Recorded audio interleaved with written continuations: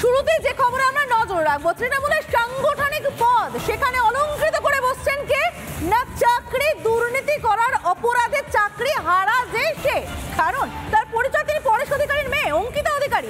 আপনাদের সবাই মনে থাকবে যে হাইকোর্টের রায় চাকরি গিয়েছিল এই অঙ্কিতা অধিকারী, তাকেই বসানো হলো কোথায়, কোচবিহার জেলা তৃণমূল কংগ্রেসের সম্পাদক পদে। রাজ্যের প্রাক্তন শিক্ষা প্রতিমন্ত্রী ও তৃণমূল বিধায়ক পরেশ অধিকারীর কন্যা অঙ্কিতা অধিকারী নিয়োগ দুর্নীতি মামলায় হাইকোর্টের নির্দেশে চাকরি যায় অঙ্কিতার। দুর্নীতিগ্রস্তদের তাহলে এবার দলীয় পদ উপহার তৃণমূলের পুরস্কার। আমরা শুনবো অঙ্কিতা অধিকারী এই নতুন পদ পাওয়ার পরে কি বলছেন। আজকে আমাদের কোচবিহার জেলা সভাপতি হিপ্পিদা ওনার নির্দেশক্রমে আমাকে যে দায়িত্ব দেওয়া হয়েছে সেক্রেটারি পদে, আগামী দিনে দলকে যাতে সুষ্ঠুভাবে পরিচালনা করা যায় সেই দায়িত্ব আমি যথাসাধ্যভাবে পালন করার চেষ্টা করব। আগামী যে ইলেকশন আসছে সেই নির্বাচনেও যাতে দল সবাইকে সাথে নিয়ে আমি যে দলের হয়েই সবার হয়ে কাজ করব এই আশাই রাখছি সকলের সামনে। তৃণমূলের সাংগঠনিক পদ উপহার করা দেওয়া হয়েছে অঙ্কিতা অধিকারীকে। প্রথমে তো উপহার দেওয়া হয়েছিল একটি চাকরি, যদিও হাইকোর্টের রায় সে চাকরি চলে গিয়েছে। এবার কি করা যাবে? এমনিতেই তো আমরা শুনেছি রাজ্যের মুখ্যমন্ত্রীকে বলতে যে সবার ব্যবস্থা হবে, কারো চাকরি যাতে না যায় সে ব্যবস্থা করা হবে, কিন্তু সেটা যে দলীয় পদ উপহার দেওয়া হবে তা বোধহয় বোঝা যায়নি। আমাদের সঙ্গে রয়েছেন বিজেপির রাজ্য সভাপতি কেন্দ্রীয় শিক্ষা প্রতিমন্ত্রী সুকান্ত মজুমদার। সুকান্ত বাবু, আপনাকে স্বাগত রিপাবলিক বাংলায়। তাহলে এবার দুর্নীতিতে এ রাজ্যে চাকরি হারালে তারা শাসক দলের সাংগঠনিক পদ উপহার হিসেবে পাবেন, তাই তো? দেখুন, চাকরি হারালে শুধু নয়, যে কোনো দুর্নীতিগ্রস্তদের জায়গা হচ্ছে তৃণমূল কংগ্রেস। বর্ণনা যেমন মনে সুন্দর, শিশুরা মাতৃক করে, চোরেরা তৃণমূলে সুন্দর।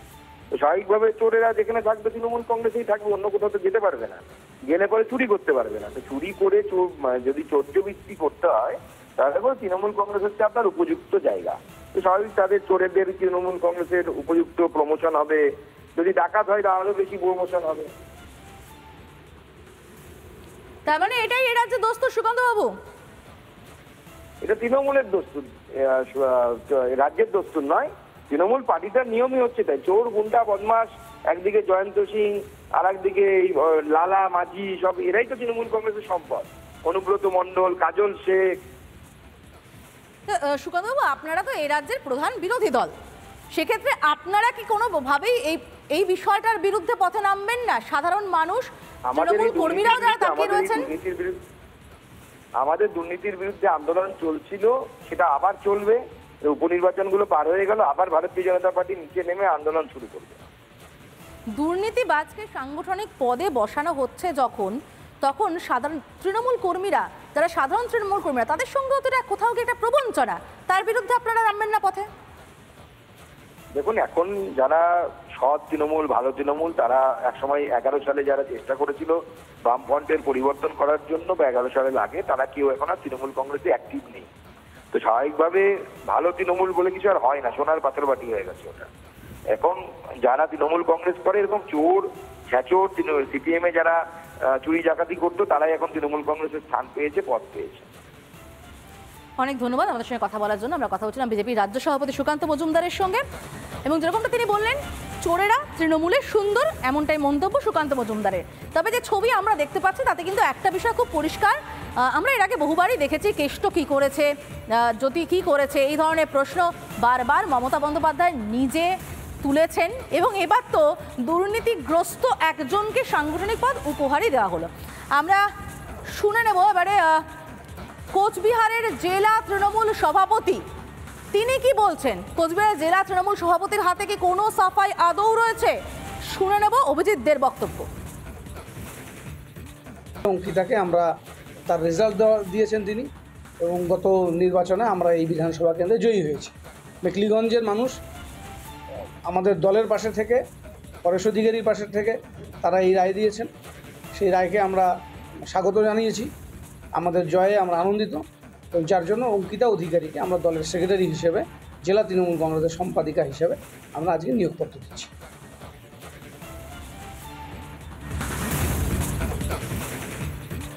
আমরা শুনছিলাম অভিজিৎ দে বলছেন যে অঙ্কিতা অধিকারীর পারফরমেন্স দেখেই নাকি তাকে এই জায়গায় বসানো হয়েছে। পারফরমেন্সটা ঠিক কোন পারফরমেন্স? সেই পারফরমেন্স যে পারফরমেন্স তিনি চাকরি পেতে দেখিয়েছিলেন। চাকরি চলে যাওয়ার পরে অঙ্কিতা অধিকারীর অরুণিমা পাল হাত ঘুরে সে চাকরি পেয়েছিলেন। চাকরি প্রার্থী অরুণিমা পাল, তিনি কি বলছেন শুনে নেব। দুর্নীতির কারণে, চাকরি বিক্রির কারণে যেখানে আমরা বছরের পর বছর রাস্তায় চুরি যাওয়া চাকরি ফিরে পাওয়ার জন্য, সেখানে দুর্নীতির কারণে ক্রেতা শিক্ষক শিক্ষিকাদের একজন যিনি কিনা মন্ত্রী বা শাসক ঘনিষ্ঠ হওয়ার বদান্যতায় চাকরি পেয়েছিলেন, কোর্টের অর্ডারে তার চাকরি বাতিল হওয়ার পরেও তারা যখন শাসক দলের হয়ে উচ্চ পদে আসীন হয়, তখন আমাদের এই যারা বঞ্চিত প্রতারিত চাকরি প্রার্থী সহ সমস্ত সাধারণ শুভ চেতনা সম্পন্ন মানুষদের আজকে ভাবার সময় এসেছে, আদতে বর্তমান সরকার যে শাসক দল কর্তৃক সংখ্যাগরিষ্ঠতার জন্য নির্বাচিত হয়ে শাসন কার্য পরিচালনা করছে, তারা আদতে কতটা যোগ্য এবং তারা সত্যিকারের কি যোগ্যদেরকেই চাকরি দিতে চাইছে, নাকি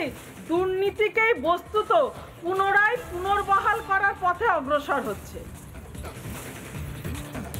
দুর্নীতিগ্রস্তদের পদে বসায় তৃণমূল উপহার হিসেবে দেওয়া হয় তাদেরকে বিভিন্ন সাংগঠনিক পদ। সেখানে চাকরি প্রার্থী যারা, যোগ্য চাকরি প্রার্থী যারা, তারা দিনের পর দিন বসে থাকেন পথে রাস্তায় চাকরিটুকু পাওয়ার জন্য।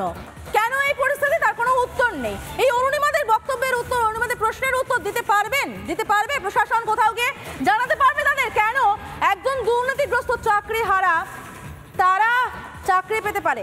আমাদের সঙ্গে এই মুহূর্তে পরেশ অধিকারী রয়েছেন টেলিফোন লাইনে, কথা বলবো তার সঙ্গে। পরেশবাবু, আপনাকে স্বাগত রিপাবলিক বাংলায়। অঙ্কিতা অধিকারীর চাকরিটা চলে গিয়েছিল দুর্নীতি করার জন্য, এটা দিনের আলোর মতো পরিষ্কার আদালতে, তার জন্যই কি তাকে উপহার দেওয়া হলো সাংগঠনিক পদটা? না, প্রশ্নের উত্তর সম্ভবত পরেশ অধিকারী দিতে পারবেন না। তিনি প্রশ্নটা শুনেই ফোনটা কেটে দিলেন। অর্থাৎ পরেশ অধিকারী নিজেও জানেন যে এই প্রশ্নের উত্তর দেওয়া বড় দুষ্কর। কি বা উত্তর দেবেন, কারণ দিনের আলোর মতোই তো পরিষ্কার অঙ্কিতা অধিকারীর চাকরিটা চলে গিয়েছিল দুর্নীতির জন্যই। তাকে সাংগঠনিক পদ রীতিমতো ঘোষণা করে ছবি তুলে যেভাবে দেওয়া হচ্ছে, সেটা যে প্রশ্নের মুখে পড়বেই এ কথা তো জানেন পরেশ অধিকারীও। সেই কারণেই হয়তো উত্তরটা দিতে পারলেন না। পরেশ অধিকারীর কন্যা বলেই দলীয় পদ পেলেন, কোচবিহার জেলা তৃণমূলের সম্পাদক হয়ে গেলেন অঙ্কিতা অধিকারী। শুধু তাই নয়, তার একটা চাকরি ছিল, যে চাকরিটা ঘুরপথে ওই পুরস্কার হিসেবেই, পরেশ অধিকারীর কন্যা হওয়ার পুরস্কার হিসেবেই পাওয়া গিয়েছিল। হাইকোর্টের রায় চলে গেছে, দুর্নীতি হওয়ার দায়ে চলে গেছে, সেটাকে সেই দুর্নীতিতেই কোথাও শিলমোহর দিতেই কি অঙ্কিতা অধিকারীকে এইভাবে সাংগঠনিক পদে বসানো হলো? প্রশ্ন উঠছে এবং প্রশ্ন তুলছেন চাকরি প্রার্থীরা।